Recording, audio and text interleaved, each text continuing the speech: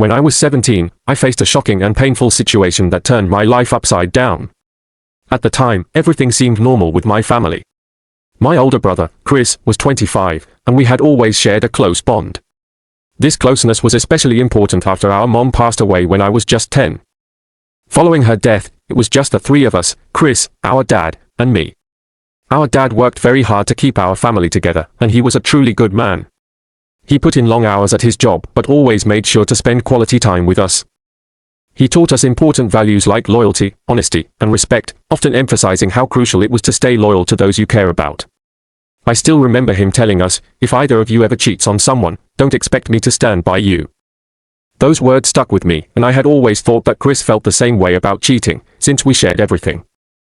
At that time, I was in a serious relationship with a girl named Ashley. We had been dating for a year, and I genuinely believed she was the one for me. We spent a lot of time together, talked regularly, and had the typical high school romance.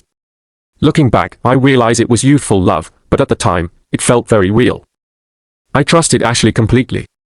She met my dad, came over for family dinners, and often hung out with Chris whenever she was around. I thought it was great that they got along so well and was just happy to see them bonding. One day, everything changed. I got out of track practice earlier than usual because our coach decided to shorten the session.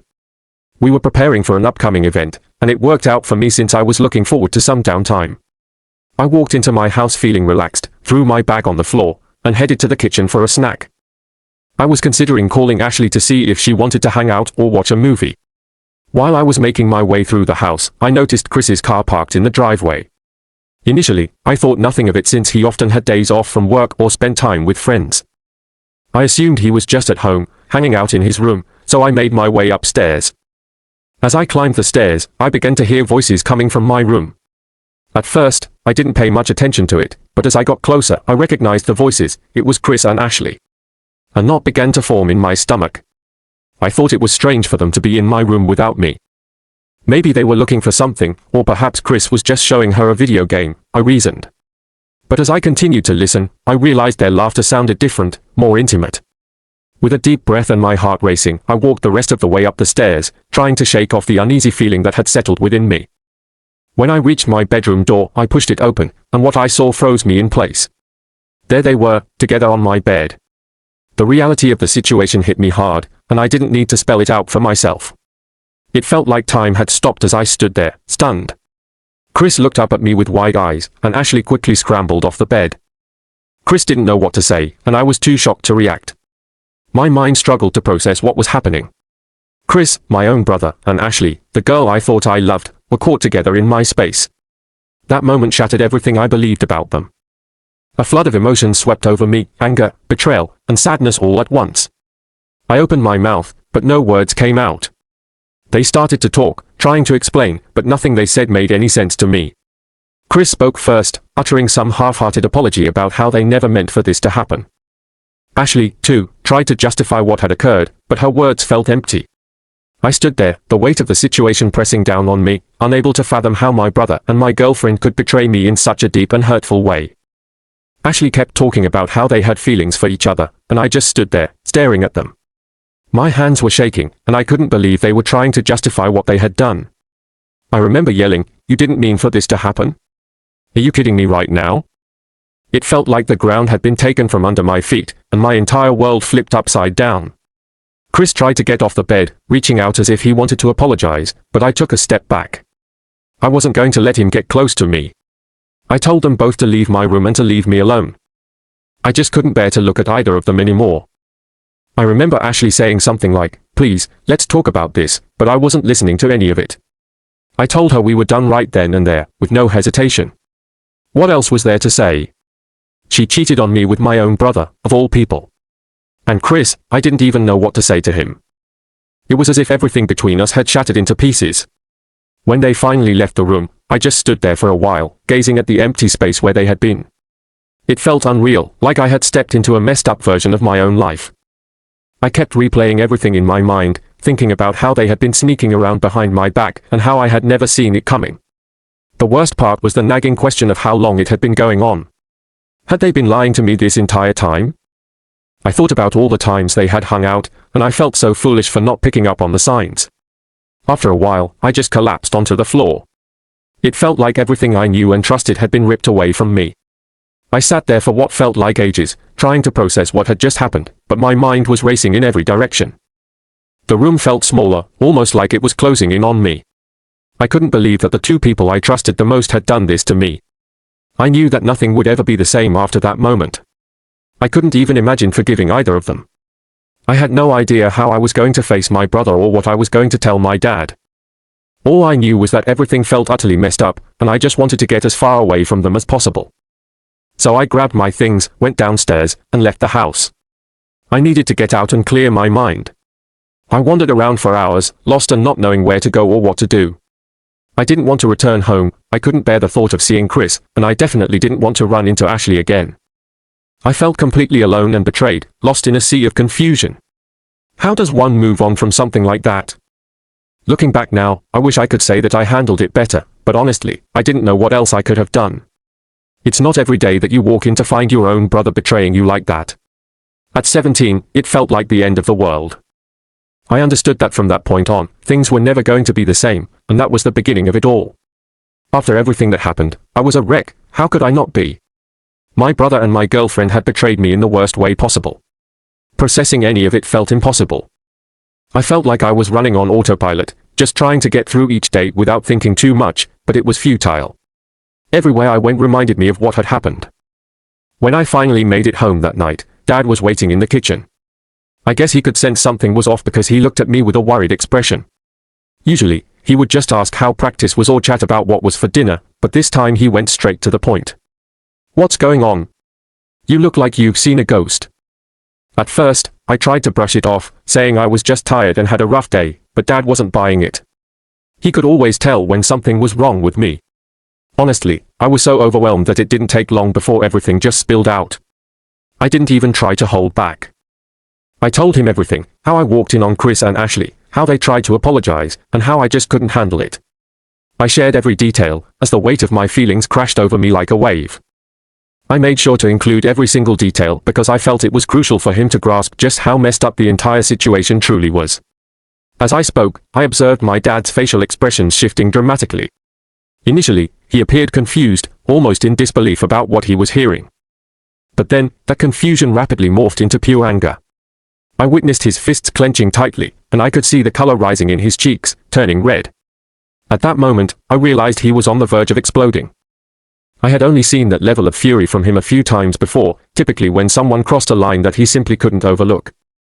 "Are you telling me that your own brother did this to you?" he asked, his voice tense. "And your girlfriend?" I nodded, feeling the anger and the sense of betrayal surge up in me once again. "Yeah, Dad, that's exactly what happened. I can't even believe it." For a brief moment, the silence between us felt heavier than a weight that could crush anything beneath it. My dad took a deep breath, then unleashed his fury. He began yelling for Chris, demanding that he come down from his room. The sound of his voice echoed through the house, making it feel as though the entire place were shaking.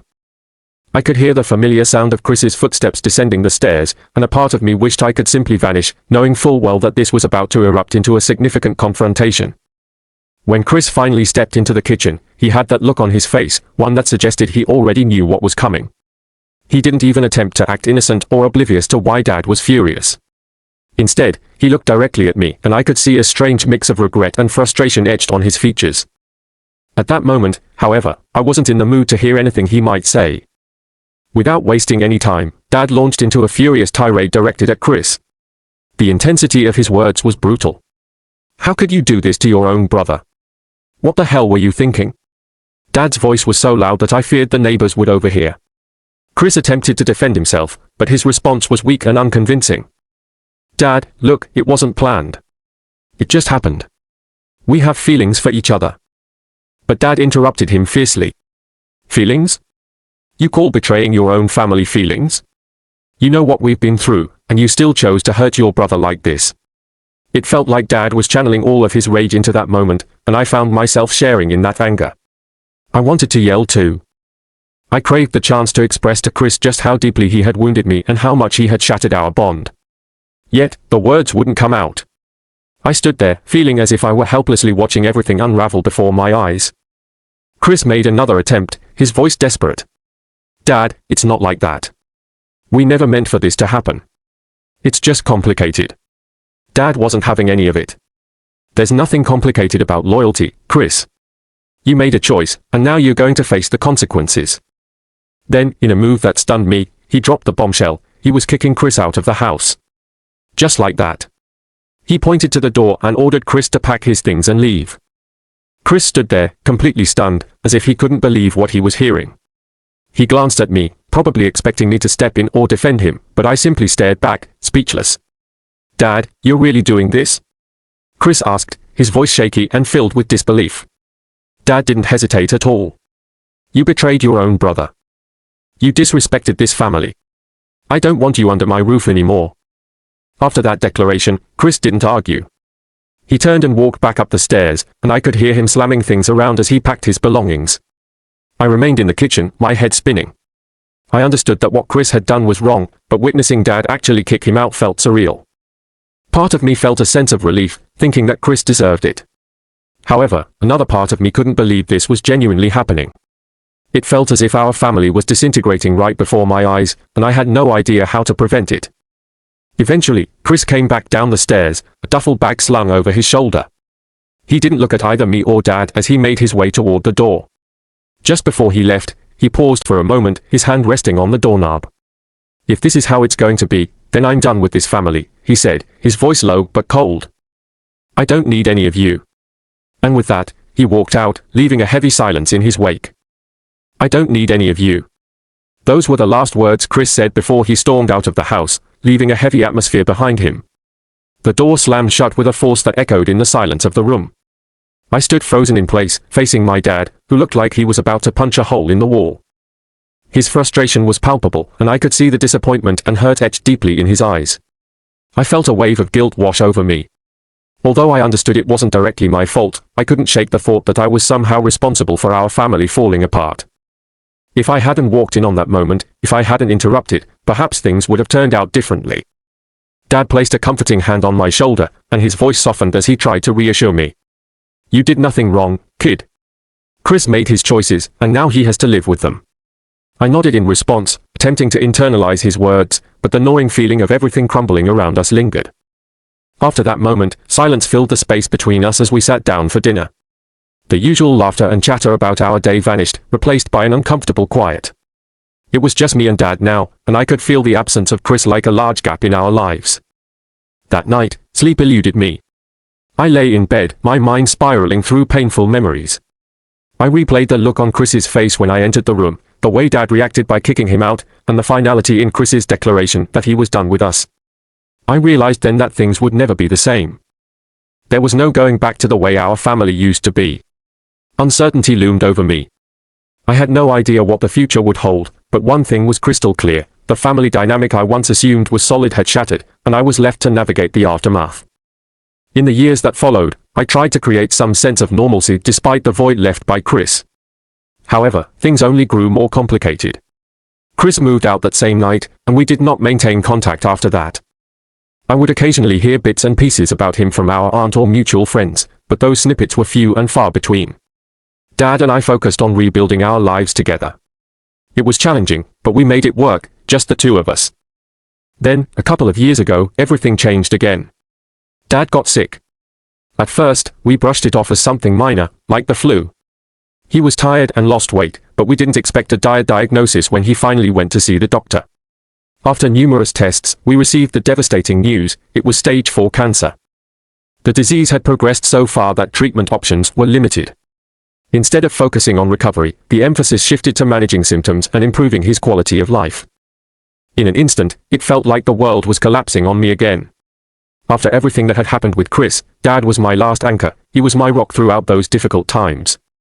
Now, seeing him in his weakened state was terrifying. I felt a deep sense of helplessness wash over me. I knew I had to summon all my strength and support him, so that's what I did. I took on the responsibility of driving him to appointments, sitting with him through treatments, and finding ways to keep his spirits high. Our time together was filled with old movies, card games, and conversations about everything but Chris. It seemed easier for both of us to avoid that subject. As Dad's health declined, he had to leave his job, which put additional financial strain on us. I took on a couple of part-time jobs to help cover the bills. Juggling work, school, and caring for him was hard, but I didn't mind. Dad had always been there for me, it was my turn to be there for him now. Despite his illness, he tried to keep a sense of humor. He cracked jokes and made light of his situation, but I could see how tough it was for him. He never wanted me to worry too much, always putting my feelings before his own, even in his moments of pain. One day, when things had become particularly grim, Dad sat me down to speak. "Listen," he said, his voice steady but filled with emotion, "I want you to know how proud I am of you. You've been there for me through all of this, and I couldn't have asked for a better son." I felt a lump rise in my throat, but I managed to force a smile. "You don't have to thank me, Dad. I'm just doing what you taught me." Yet inside, I was crumbling, fully aware of the implication of his words. He was preparing me for a future without him, and that realization was almost too much to bear. He was trying to explain something important to me, something about getting ready for a time when he wouldn't be with me anymore. This conversation took place just a couple of months before Dad passed away. When that sad day came, it happened at home, and I was right by his side. I remember calling our aunt, and she quickly came over to be with us. It was a peaceful moment, but even in that calmness, I felt like my whole world was crashing down around me. Dad had been my last real family, and now I faced the reality of being alone in a way I had never known before. The funeral that followed was like a blurry dream. I stood there surrounded by a crowd of people. Some of them were familiar faces, while others were complete strangers. They came up to me one by one, offering their condolences and sharing kind words about my dad. They all said he was a great guy, and I knew they were right. But despite their supportive words, my mind was fixated on one painful thought: how much I wished he was still here with me. What hurt more than anything was the absence of Chris. He didn't even bother to show up for Dad's funeral. Not a single call or message from him. It had been a long time since I heard from him, ever since the day he walked out of our lives. Our aunt had tried to reach out to let him know what was happening, but he ignored her messages too. I kept telling myself that maybe it was better this way, that it was for the best that he stayed away, but deep down, it still hurt. This was his father too, no matter what had happened between us. It felt unfair that he had just erased himself from our lives. After the service, we gathered at my aunt's house for a small reception. A few of Dad's old friends shared stories about him, and I forced myself to smile and nod at their memories. Yet, my thoughts kept drifting back to Chris. I found myself waiting, hoping maybe he would come after all, that he might have a change of heart, but he never showed up. Later, we sat down to sort out Dad's will. I had no clue what to expect since Dad never really talked about money or his plans for the future. I assumed there wouldn't be much left after all the medical bills he accumulated. However, to my surprise, it turned out he had some savings and investments that I had no idea about. And it wasn't just a small amount, Dad had managed to save quite a lot over the years. The lawyer went through everything with me, explaining that Dad had left me nearly everything he owned, his house, his savings, and his other assets. I was completely taken aback. I knew Dad trusted me, but I never imagined receiving so much. Then the lawyer dropped another piece of news: Dad had also left Chris a small amount. It wasn't much compared to what I was getting. It was just enough to ensure he couldn't contest anything, but not enough to change his life significantly. I didn't know how to feel about this. On one hand, it seemed fair, considering Chris had never come back or tried to make things right with Dad. On the other hand, it felt so final, as if Dad was intentionally making sure that Chris couldn't just appear later and take advantage of the situation. Our aunt looked at me after the lawyer finished explaining everything, her expression full of sadness. "He really wanted to make sure you were taken care of," she said softly. "He knew you'd be responsible." I nodded, trying to fight back tears, feeling a mix of gratitude and loneliness at the same time. That night, I sat in my old room at my aunt's house, staring up at the ceiling and processing everything I had lost. I lost my dad, and my brother was now like a stranger to me. I felt this immense weight of responsibility suddenly placed on my shoulders. My whole life had changed so drastically in just a few short months, and I was unsure how to cope with it. I reflected on the times Chris and I had shared when we were kids, the laughter, the silly arguments, and how we always had each other's backs. Now it felt like all of that was erased, and for what? Over a girl who wasn't even in the picture anymore? It seemed so pointless. But as I thought more about it, I remembered Dad's words about loyalty and family.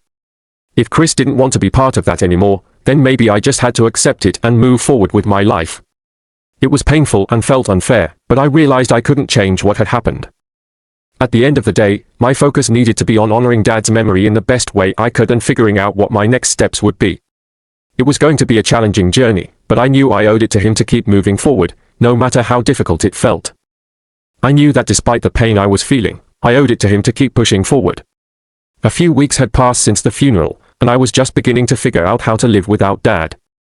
It wasn't an easy process at all, but I was doing my best to manage everything that was thrown at me. I had to sell the house, deal with a mountain of paperwork, and somehow find a way to move on with my life. There was so much to handle, and honestly, I found myself staying busy as a way to avoid thinking too much about how lonely I felt. Then one day, out of the blue, I received a message from Chris. I hadn't heard from him in years. It had been radio silenced since he walked out of our lives, not a single phone call, text, or anything. The message was short and straightforward: "We need to talk." I sat there staring at my phone, feeling a whirlwind of emotions. Part of me wanted to just ignore him, to turn away from the past and not deal with his intrusion, but another part was curious. Why now? After all this time, what could he possibly want? In the end, I decided to meet him at a coffee shop downtown. It seemed like a neutral place, and I figured if things heated up, at least we wouldn't be in my home or anywhere too intimate. When I arrived, Chris was already there, sitting at a table and looking around nervously. He had changed a lot. He looked older, more worn out. I could tell that life had not been kind to him. As I took a seat, an awkward silence hung in the air. Neither of us knew where to begin, and I had no intention of breaking the tension first. I crossed my arms, waiting for him to find the words. Finally, Chris cleared his throat and began to speak. "So, I heard about Dad," he said, not making eye contact. "I know I wasn't there, but I'm sorry." I shrugged, unsure of how to respond. "Yeah, well, it's done now. What do you want, Chris?" I could see him flinch at my bluntness. "Look, I know I wasn't around. I messed up. But I'm struggling, man," he continued. "I heard about the inheritance, and I don't think it's fair that Dad left you everything and almost nothing for me." A surge of anger rose within me. How dare he show up after all this time and talk about money as if it was owed to him? Are you serious right now? Is that why you wanted to talk? Because of the money? I shot back, incredulous. He raised his hands, trying to calm me down. "I get it, you're mad, and you have every right to be. But I'm your brother, and I need your help." I leaned in, glaring at him. "Brother? You haven't acted like my brother in years, Chris. You bailed on us when things got tough. You didn't even show up when Dad was sick or when he died. And now you want money?" He sighed and rubbed the back of his neck. I know. But things were complicated. Ashley and I were trying to figure things out." I cut him off, my frustration boiling over. "Don't even bring her up. I don't want to hear any excuses about her or how complicated things were. You made your choice when you walked out. You had years to make things right, and you didn't. You could have picked up the phone, visited Dad, done something. But you didn't." For a moment, Chris looked down at the table, and I thought maybe, just maybe, he would finally understand. But then he shook his head and started again. "You're just like Dad, you know that. Always holding grudges. Maybe that's why he left you everything. He was just using that fight as an excuse to favor you." That was the breaking point for me. I slammed my hand on the table, drawing the attention of others nearby. I didn't care. Favor me? Are you kidding? Dad gave you every chance, Chris. He tried to reach out, and you pushed him away. You never even tried to fix things. Chris's expression hardened, showing me he wasn't grasping the depth of my feelings. "Look, I'm not here to fight. I'm just asking for a little help. Things have been rough, and I thought maybe you'd be willing to share some of the inheritance." At that point, I felt like laughing, but it wasn't a joyful laugh. It was a bitter laugh, the kind that comes when you're fed up with someone's nonsense. "Share? You want me to share the money Dad left me after everything you did? You didn't even show up for his funeral. You didn't even show up for his funeral, Chris. Do you really think you deserve anything after that?" At those words, he flinched, and for just a moment, I could see a genuine hurt on his face. He looked pained, like he wanted to defend himself but didn't know how. "I was going through stuff, all right." "You have no idea what it's like," he replied, his voice lower than before. "No, Chris, I don't, and you know why. It's because you shut me out. You made it clear that you wanted nothing to do with this family. So don't come crawling back now, pretending like you're entitled to anything. You weren't there for Dad when he needed you, and you sure as hell weren't there for me. The silence that followed was heavy, almost suffocating. Chris's face turned a deep shade of red, and I could tell he was holding back. He looked angry, but he also recognized he had no real argument to make. I just thought maybe we could start fresh, you know? Move past everything, he said, his voice lacking the confidence it once held. I shook my head, overwhelmed with exhaustion rather than anger. I'm not holding a grudge, Chris. I'm just not going to pretend like everything's fine when you've done nothing to fix what you broke. You made your choice a long time ago. He sighed again, but this time it was more out of frustration. Fine, if that's how it's going to be. But just know you're making this all about you, not about Dad. I couldn't believe he was trying to twist the conversation like that. This isn't about me, Chris. It's about you taking responsibility for what you did. If you really think you're entitled to anything after abandoning us, then you're not the brother I used to know. In a sudden burst of energy, he stood up, pushing his chair back so hard that it scraped loudly against the floor. All right, I get it. You don't want anything to do with me, but don't come crying to me when you end up just like Dad, bitter and alone. His words felt like a slap, but I didn't let it show. I just stared at him, my face remaining blank. I'm not the one who walked away, Chris. You did. And if you can't see that, then we're done here. He glared at me one last time, a mixture of anger and frustration boiling in his eyes, before storming out of the coffee shop. I watched him leave, feeling that familiar mix of anger and disappointment settle in my chest. I didn't know what I truly expected from him, but a small part of me had hoped he would come back and genuinely apologize, that he would want to fix things. But he was still the same Chris who abandoned us years ago, always trying to shift blame and make excuses. I sat there in silence for a while after he left, staring at the empty chair across from me. Part of me felt relieved that I finally got to say everything I needed to say, but another part of me was just so tired. Tired of hoping things could go back to how they were, tired of pretending Chris would ever change. At the end of the day, I understood I made the right choice. Dad left me everything for a reason, and Chris just wasn't part of that picture anymore. I had to move forward, with or without him. After my heated argument with Chris at the coffee shop, I tried to tell myself it was over. I had said what I needed to say, and if he didn't understand, that was on him. But, of course, nothing is ever that simple. A few days later, I received a call from Aunt. She had heard about our argument, and it was clear she wasn't too pleased with how things had unfolded. Can you come over? We need to talk, she said, her tone suggesting this was going to be serious. I knew where this was going, but I decided to go anyway. Our aunt had always served as a mediator in our family, trying to hold everyone together, even during the messiest times. So, I agreed to meet her, and a couple of hours later, I found myself sitting on her couch, bracing for whatever lecture she had prepared for me. She didn't waste any time getting to the point. I heard you and Chris had a bit of a fight the other day, she said, giving me that look, the one she always had when she was ready to tell me I was being unreasonable.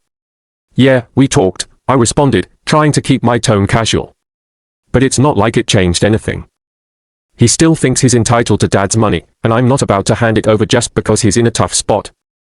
She sighed, leaning back in her chair. I know you and Chris have a lot of history, and I know what he did was wrong. But he's still your brother. Despite everything that has happened, he is still my brother. If I continue to hold on to this grudge, I will never have any kind of relationship with him. My hands began to clench into fists, a physical response to the turmoil inside me. I took a deep breath, trying to calm the storm of emotions before speaking. Auntie, this isn't just about letting go of a grudge. It's about the actions he took and how he is behaving now. He had years to make things right with Dad, and he chose not to. He could have reached out to me all this time, but he didn't. Now, when there is money at stake, he suddenly seems to care. My aunt nodded slowly, understanding my pain, but I could tell she was still leaning toward Chris's side. I know it seems like that, but maybe he is trying to reach out because he finally understands he made mistakes. Perhaps he is just too proud to admit it directly. I shook my head vehemently. Or maybe he's just saying whatever he thinks will help him get the money. I don't trust him, Auntie. Not after everything that has happened. She looked at me thoughtfully, as if weighing her words carefully. You know, when your dad was sick, he always hoped that you and Chris would reconcile. He wanted you two to have each other, especially after he was gone. Her words hit me hard. I was fully aware that Dad wanted us to get along. What parent wouldn't wish for harmony between their children? But he also understood the betrayal I had felt and the reasons I kept my distance from Chris. Yes, my father hoped for a reconciliation, but the situation was far more complex than that. Chris burned that bridge when he betrayed me, I explained. I won't pretend that everything is okay just because he suddenly wants to be a brother again. My aunt's response came with a heavier tone this time. I understand your feelings. I'm not suggesting that you need to forgive him right away or even give him any money. But consider this, if you shut him out completely, you might regret it in the future. I fell silent, staring at the floor as I contemplated her words. Part of me recognized that holding on to all this anger wasn't healthy. However, another part of me couldn't shake the feeling that Chris was only reaching out now because something was at stake for him. Auntie, I get what you are saying, I finally replied. But he made his choice. I'm not closing the door completely, but I refuse to let him walk back into my life as if nothing ever happened. He needs to show me he is genuinely sorry, not just because he wants money. She didn't seem entirely satisfied with my answer, but she nodded in understanding. Fair enough, she agreed. Just promise me you'll think about it. I nodded in response, but in my head, I was firm. I wouldn't change my mind simply because Chris decided to reach out now. If he wanted to be a part of my life again, he would have to earn that opportunity. A few days later, I received another message from Chris. This one was longer than the last. He mentioned that he had thought about our previous conversation and wanted to try to fix things between us. However, he still brought up the inheritance. I don't want all of it, he wrote. But maybe you could help me out a bit, just a loan or something. I stared at the message for a long time, my finger hovering over the reply button. The word, loan, triggered a surge of anger within me. I took a deep breath, trying to calm down. Maybe he really was desperate, but then memories flooded back, how he looked when we last met, how he tried to justify his past actions, and how he still placed blame on me and Dad for everything that had gone wrong in his life. Without replying, I put my phone down. I refused to become entangled in this mess again. If Chris genuinely wanted to mend our relationship, he would need to do so without continually bringing up money. I wouldn't be a financial source for him to turn to whenever he found himself in trouble. The next day, our aunt called me again, checking in to see if I had thought more about what she said. I told her I had considered it, but my stance had not changed. I want to see him genuinely try, Auntie. If he can't do that without mentioning money, then I don't know what to tell you. I could hear her sigh through the phone, and I sensed her disappointment. Nevertheless, she didn't push me for more. All right, just keep an open mind, okay, she said softly. After that conversation, I didn't hear from Chris for some time. I turned my attention back to my own life. I focused on getting things in order. I started a new job, moved into a different apartment, and began to build my own path forward. I recently started a new chapter in my life by getting a new job and moving to a different apartment. This change allowed me to begin building my own life separate from all the drama I had been experiencing. It felt refreshing to have a fresh start, even though there was still a part of me that felt a nagging ache every time I thought about how things ended with Chris. The hardest thing for me was coming to terms with the fact that it felt like I had lost my brother for good. We used to share a close bond, and now it felt as if we were complete strangers. I would often see other people spending time with their siblings, which made me realize that Chris and I would likely never have that kind of relationship again unless he genuinely changed. I struggled with this thought, but I also knew I had to stick to my decision. If I allowed him to walk all over me now, what kind of message would that send? It would mean that he could betray both me and our dad, disappear for years, and then just waltz back into my life when it suited him. I refused to let that happen. Deep down, I was confident I was making the right choice, even though it didn't always feel easy. Setting boundaries is one of the hardest things to do, especially when it involves family. I often thought about what Dad would have said if he were still around. He would have encouraged me to stay strong and not let anyone take advantage of me. With that in mind, I pushed forward with my life, holding on to the hope that maybe one day Chris would come to understand the impact of his actions and try to make things right. I didn't want him to do it for the money, I wanted him to do it because he truly wanted to be brothers again. Until that day arrived, I decided I was done giving him chances.